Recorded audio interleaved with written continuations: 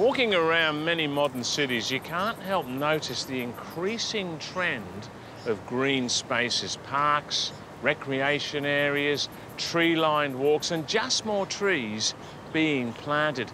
And this is just so good for the environment and our health. And I tell you what, they're right onto it here in Perth.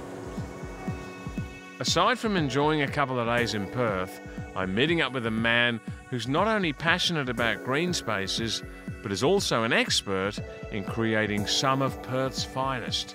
Julian Rose from Deep Green Landscaping. So Julian, this looks like another amazing project. What's this area going to be and what's it going to look like when it's all finished?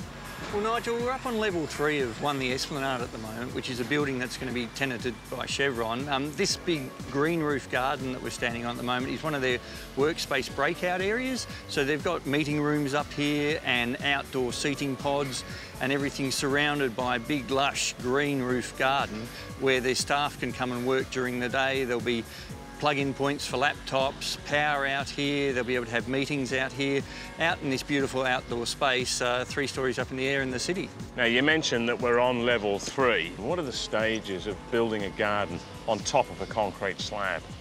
Well, up here, we're quite limited for weight, so we have to be very careful as to how much soil we put up here and how much that soil weighs. So the build-up that we have is a layer of drainage cell, then we have this white sand on top, which is a filter to stop any clay or really fine material blocking up any of that fabric and drainage cell we have underneath. Then we put a layer of 400mm to 500mm of special lightweight soil on top, and you can see all of this foam behind us with the steps in it. That soil will go right up over this foam and then into the deep zone that we have at the back, which is heavily sort of reinforced to take the weight of the trees, and we'll have about 12 trees around the back of us here with a beautiful rolling native garden all the way through here. And what are some of the logistics involved in building a rooftop garden like this, of this scale? Well, the only way to get everything up here is by a crane, Nigel. So there's crane lifts every morning, getting all the materials up for our staff. We have to lay out all of the foam, lay out all of the drainage cell, build it up in layers, and then today what we're doing is craning in all of the soil. So we've got a special soil kibble we use, which holds about 2 cubic metres of soil, and that will come up on the crane all day today, and we'll get about 80 cubic metres of soil up today, and then another 80 tomorrow. And all up on this whole upper podium level, we've got about 560 cubic metres of soil.